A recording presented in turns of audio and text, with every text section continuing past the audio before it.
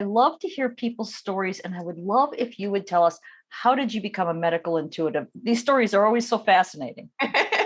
Yeah, it was kind of a long and windy route, but I think it's an important story for a lot of people who come to medical intuitives. I started out on the other side of the gurney, so to speak. I was the person who was very sick. I had a medical mystery. It took my doctors 10 years to diagnose me with my heart condition. And so I was going to all kinds of healers and naturopaths and therapists and really, struggling. And so that taught me a lot of compassion. And it really put me on the path of becoming a medical intuitive because I went to see a medical intuitive on my father's advice. And she told me that I needed to develop my gifts in order to get better. And I had had gifts since I was born, but I had a kind of uneasy relationship with them. I would kind of love them, hate them. And so I would get training from time to time as I was growing up from different traditional healers, but they always approached me. I never sought it out. And I was trying to just live a regular life. I had a very kind of mainstream academic life where I was pursuing multiple degrees, became a professor. And then in the middle of that, I started to get some serious training in psychic development and healing. And it was in the context of those courses that my medical intuition gift came out really strongly. And so in my classes, the teacher would say, oh, do a reading on your classmate. And I would always get medical information. I took mediumship and we're bringing through spirit. And I was always getting cause of death and illness for the deceased. And so my teacher said to me, you have this gift. It's very rare. You should focus on this. And there weren't any teachers for medical intuition back then. And so I tried to find, medical intuition courses. I even went to a couple of workshops that were called medical intuition, but clearly were not. They were just like intuition classes.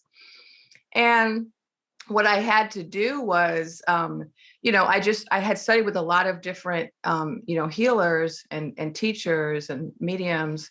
And then I had to form my own medical intuition circle. And I was actually able to get my teachers to join the circle with me because by that time I had advanced enough that we were colleagues of sorts. Although I wasn't practicing professionally, I was still a philosophy professor. I had, no intention of ever doing this for work. And so I thought, but I was just wanting to help people. And so we just formed a circle. We started having people just give us people's names, people we didn't know. And we would just use the name and do scans on them remotely. And then I would type up these 10-page reports and mail them off. And then we would wait for the feedback.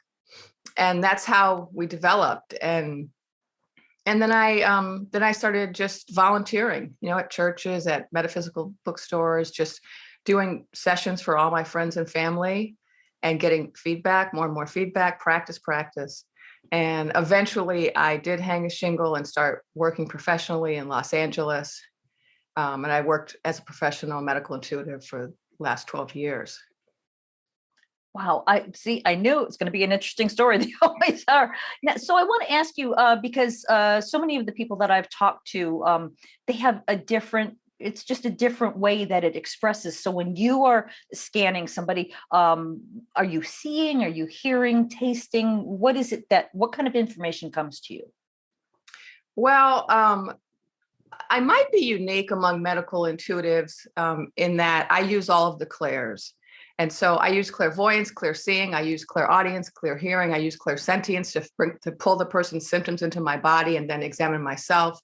I use claircognizance to scan lists of ailments. I use telepathy where I actually talk to the organs. And I use something called resonance, which I kind of made up, which is where I listen to information that comes in between people's words when they're telling me the story of their illness. And so I combine all of those gifts. And so I receive information in so many different ways. I see inside the body. I can feel their symptoms. I can feel their emotions. And then I can actually hear their organs talking to me. And then I just get claircognitive, which is like, just really quick hits of true, false, yes, no, or, and sometimes I'll hear the name of an ailment. So I use all of those gifts together, and that's how I teach my students to do medical intuition. And that's in part because of my training. One of the mediums that trained me back in Casadega, I was trained in a spiritualist community, among other places, was an evidential medium. And we were taught to use all of our clairs. And a lot of times we're born with a very strong clair, like we're born clairvoyant, we see, or we're born clairsentient, we're empathic, we feel. And a lot of times people will just kind of rely on that gift, their strong gift, to work. And so you'll see a lot of medical intuitives who are clairvoyants, or they're clairsentients.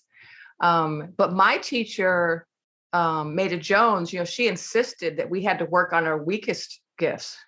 And we had to have all of our, gifts. And she taught me that. And that's how I teach now. I said, no matter if you think, oh, I've never heard, I'm never going to be a clairaudient. Yes, you are. You're going to be a clairaudient. You're going to practice until you can do it. And having all of those gifts on board, it's just a lot easier to get more information.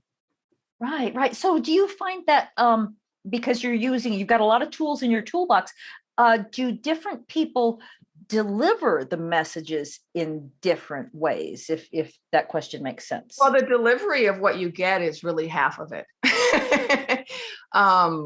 So much of what makes a good medical intuitive is how she or he is able to deliver information in a way that the client can hear it, and in a way that's not going to be upsetting. And so that's another thing I teach, is the importance of language and of being very, very sensitive and careful with how you phrase things, and being tuned in to the client to know, how do they need to hear things? So for example, when I have people come to me as clients who are medical professionals, I tend to get a lot of the session in medical terminology and like anatomy, because they need to hear it that way, because for them, that's what makes it authentic. And there are other people, if I were to use all those terms, they would be put off or they would be confused. And so with other people, I have to use more general language. And then also I find that I have to use vague language when it comes to something very serious or disturbing. So, and I have to avoid certain language. So for example, I never tell my clients they have cancer, because cancer is so loaded. People just are so terrified of cancer that if you say the word cancer, people immediately think they're going to die. And then you could have a self-fulfilling prophecy there. Someone just thinks cancer and then they will themselves to death unconsciously, right? And so then I also will use vague language. I'll say things like, well, you have a condition which, if you don't address it, it could turn into cancer, right? And I might say, this is urgent. You need to go to the doctor tomorrow and have this test run. And I'll say it like, if they need to hear it urgently, I'll say it urgently. But if it's someone who's already afraid, then I'm going to be more careful. And, I had this funny instance where I was working with a nurse, and of course I didn't know she was a nurse. I never know much about my clients because I don't want to know up front anything about them. And so a lot of times I don't know who I'm talking to, and then they'll tell me afterwards. And this person was a nurse, and I was giving her language about what was going on with her adrenal glands. And she had cancer in her adrenal glands, but I didn't want to say cancer. So I was like, hey, this is the test you should get, go to your doctor and ask for this test. And then, then he'll be able to, her doctor was a man at the time. He'll be able to, treat this. Well, she was a nurse, so she knew what that test was. And so afterwards she said, well, you just confirmed what I already suspected. I have cancer, adrenal cancer, and you just confirmed that because the test you told me to get is a test for adrenal cancer. So I thought I was being slick. But yeah, language is really important, how you deliver it. Thanks for listening. Check out Castle Gate, a novel based on my own ancestral healing journey, at lisabonis.com. In 1921, 4 men set off from Scotland to the United States. Will Garrock, his brother Pete, his son Willie, and his nephew Thomas, all coal miners. They left behind the miners' rows and the nationwide mining strike with its soup kitchens. Their destination was Castlegate, Utah, where they had kin to welcome them before sending for their wives and children. They prospered in America, working in one of the finest mines in Utah. Until that tragic day, March 8th, 1924, Disaster struck. 3 explosions trapping 171 men inside. Rescue crews worked tirelessly for days, but sadly, they could not save a soul. Women were widowed and children were orphaned, and some never recovered from their broken hearts. Castlegate is the true and tragic saga of a Scottish family whose dreams of finding their fortunes in the bountiful coal mines of Castlegate, Utah during the Prohibition era explode in one of the most devastating mine disasters in American history. Learn more at lisabonnace.com.